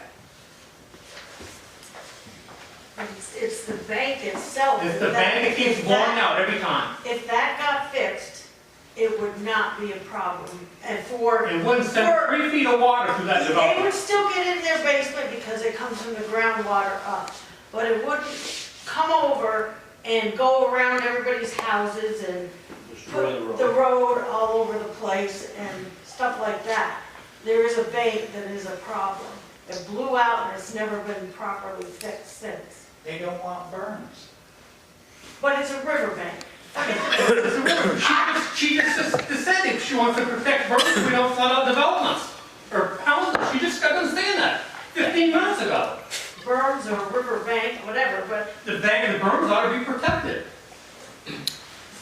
I mean, when they blow out, I mean, if they're fine, I think, some of them. I think we understand that what you guys are saying, and I don't know whether or not you have an answer for that right now. I think Yeah, The- it's a permitting issue. It's So a we per- tried to work with what we could permit. it's a permitting issue apparently, but I think it's something that, Another concern is too, yeah, is when you first close the berm on Eufaula's land. I never got an answer from the new town manager or Ivan Beatty on it. Who paid for the big rocks to come out of Hoosick Falls to fix Eufaula's land? That bank right there, and the reason they fixed it, because they didn't want the water going across the town road. Who paid for that? I don't think I was there for that. Ivan, I don't know if you have any Well, answer somebody had to pay for it. to it, And yeah. according to Josh, it wasn't the state that paid for it, and I'm sure it probably wasn't Sioux Falls, so it falls back on the town paying for it. But as I mentioned to Ivan, you couldn't come up the river another 80 yards and support that corner either with big rocks or drive pilings in to protect the corners. So you don't have 3-4 foot of water sailing right through that development. Right. And then go down and look at Mark Robertson's land and see why that can't flood into that field down there, because the banks are 4 foot high. Now you have a trussel that plugs up and it backs the whole river system up. Go figure. And again, I'm hearing you and I'm gonna find out. I think you don't have an answer to this, but if it's a permitting issue, Scott, I don't know if you have any historical. I'm not sure I understand the question right now, so. It's not a permitting issue. Josh can tell you, he would give you a permit, but who's gonna pay for it? So it's not a permitting issue, it's a cost issue. And I don't know why it wasn't included in the presentation, but we Well, can. the bank was stabilized after the 2019 flood, correct? When John O'Keefe was town administrator. They took the rocks out of the river and just kind of like piled them there, but that doesn't, you know, No, that was the repair this year, but it was initially stabilized with the big gray rock in 2019. not over the bank What behind bank us. are you talking about? The one, You're talking about Sioux Falls? Sioux Falls with the gray rocks that Herman did down by the bridge? Yeah. Oh, yeah, that was done.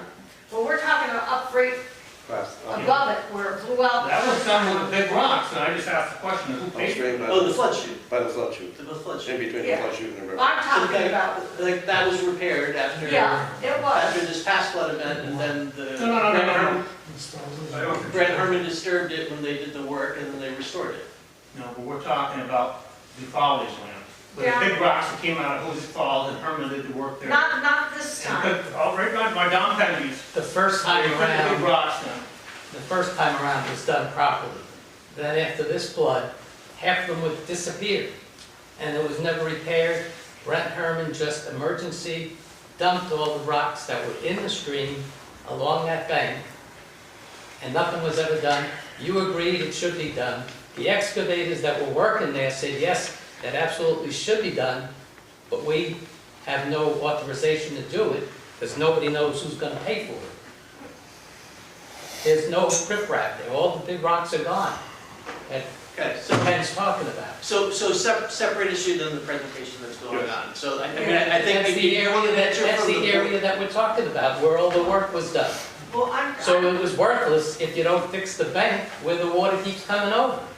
But that's up past The us. bank's designed to overflow. You're supporting the bank so it don't erode.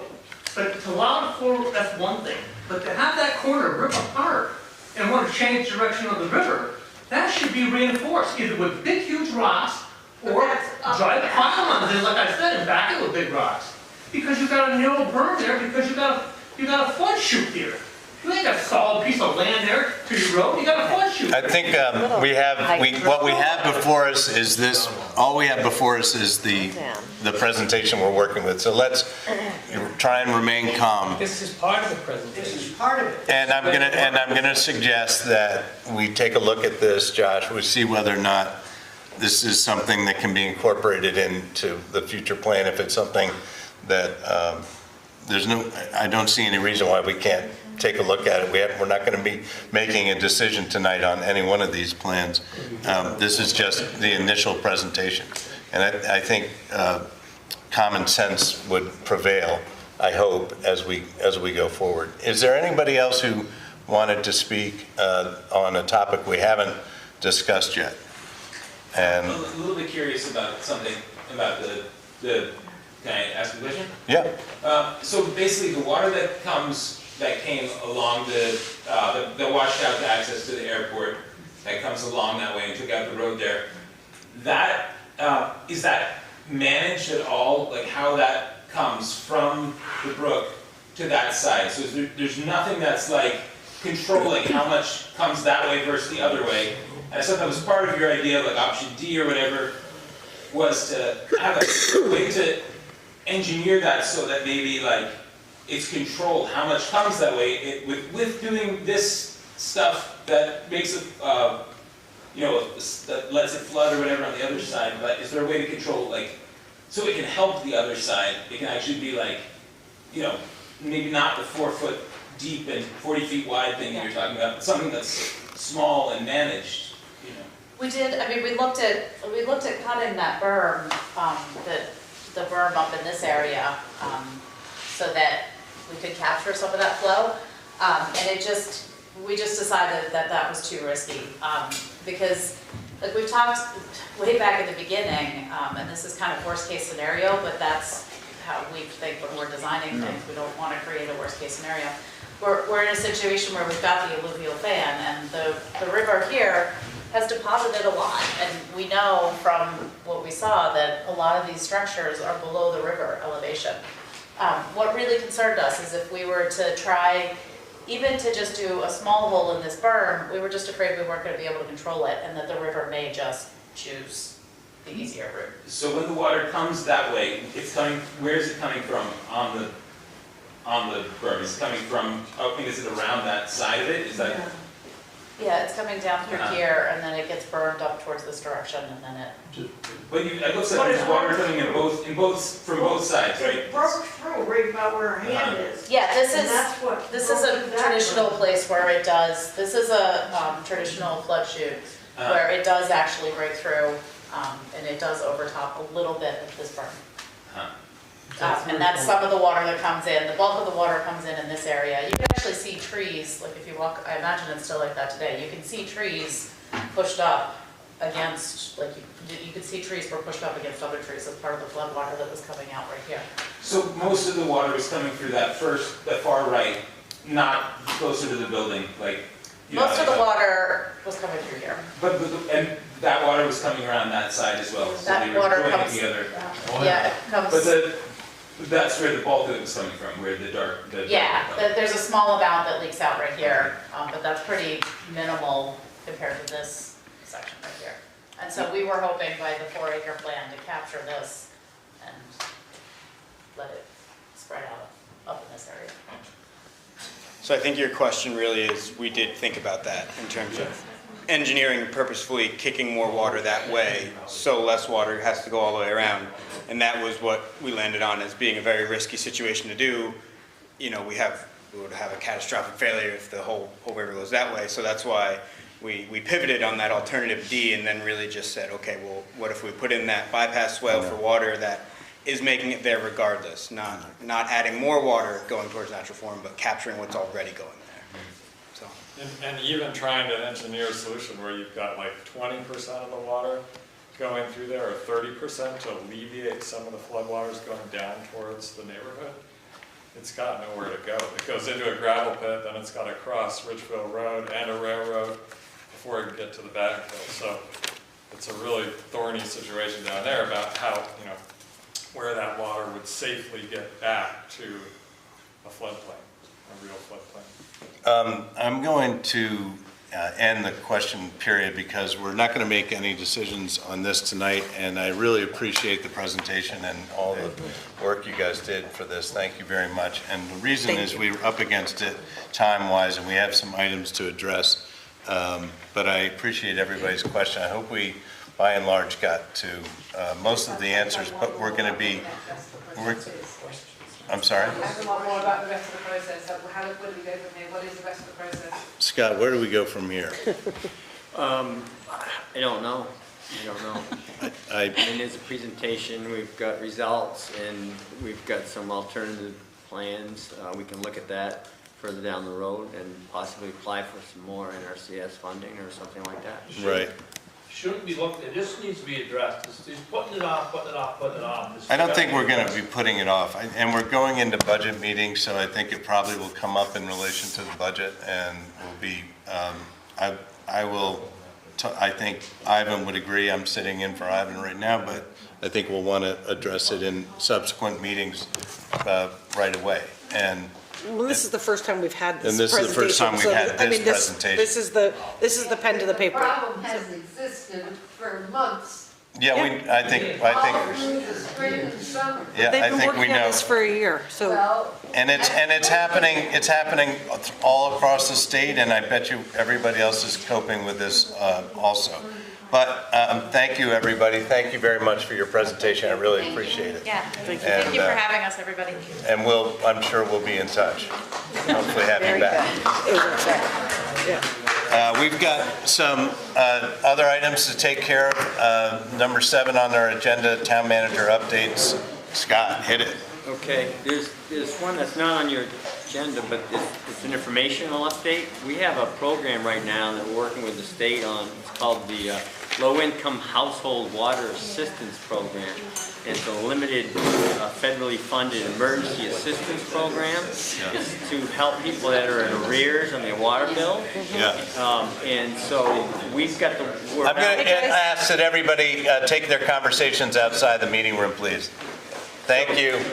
So these funds can help people that are in behind on their water bills. So it prevents disconnections and it helps them get caught up and avoid back charges and fees.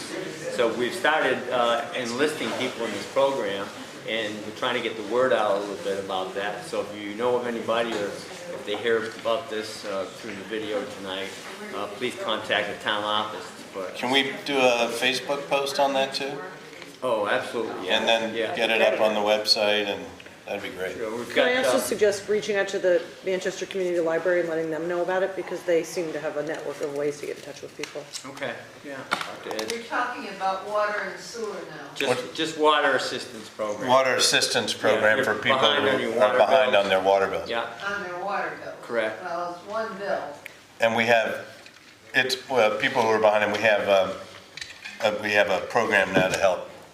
Great. And we're talking about getting the word out. Yes. State, that program? It's a federally funded program through the state, yeah. We've got, So there'd be no penalties? we get people caught up that are behind and can't get caught up in their payments. So the state funds that catch up, and we assist them. But doesn't the catch-up include penalties? Yes. Yes. And so the penalties are included. Right, so they would be caught up. And so going forward, as long as they paid their bills, they would be fine.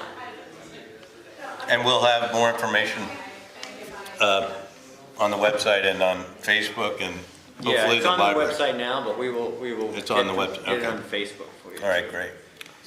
And just to remind the select board, we have the budget meetings on Friday, all-day affair over at the Rec Park building for 2025 fiscal year.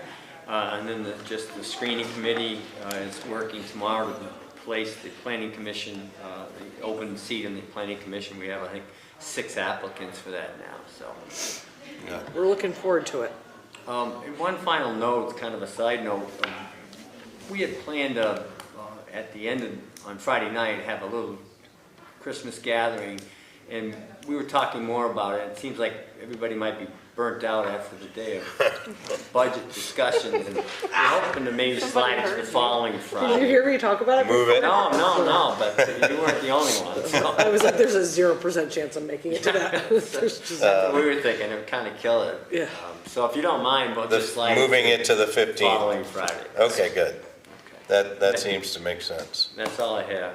Okay, and thank you, Scott. So budgets meeting starts at 8:30, is it? 8. 8 o'clock, and that's at the Park House, at the Rec Park.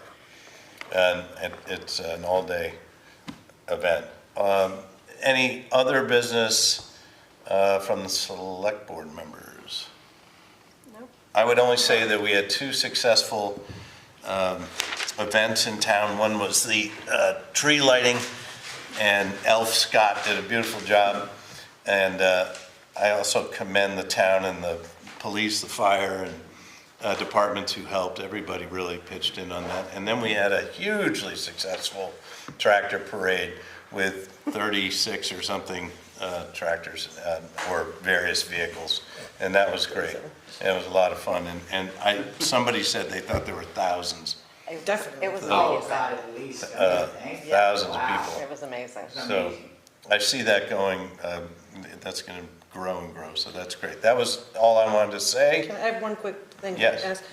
I don't know if this is kind of late notice, but if you have a chance to speak with PJ prior to Friday's meeting, can we get a moose update at some point soon? Like I know, or like approaching a 2-year time that we've had him, and I On the think. canine program? Yeah, the canine program. Oh, you said moose. Well, his name is Moose. Yeah. Not the, We got a moose, Yeah. moose patrol. I mean, I think it's such a great success story, and I'd love Sure, to, yeah. we need to. I'll give him a heads up, and he can talk about it. It'd be amazing. During the police discussion. Wouldn't have hurt if you brought him in for the budget meeting. He's coming. A little therapy.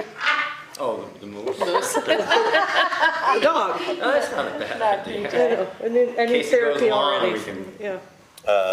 if that is it, I'll entertain a motion to adjourn. No, wait a minute. Well, I've got my hand up. I want to ask. is this in other business? Because your time is at the beginning of the meeting. Updates. I didn't know we were off the issues. Oh, okay. The screening committee for board appointments? Did we get over that already? Yes, Oh, what did you say? I said they're having a screening, the screening committee is meeting with the applicants for the open planning commission seat tomorrow, and they're interviewing 6 people. Oh, and that's the only opening that you're worried about?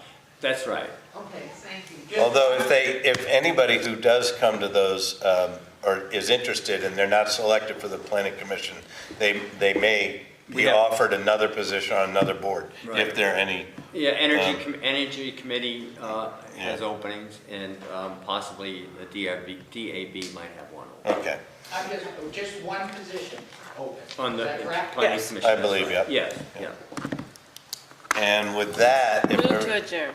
I'll second.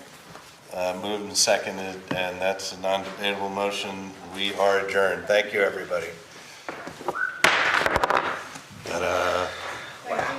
We made it. Look, 8:58. That one's slow. It's actually 9. Oh, that one, where's the other one?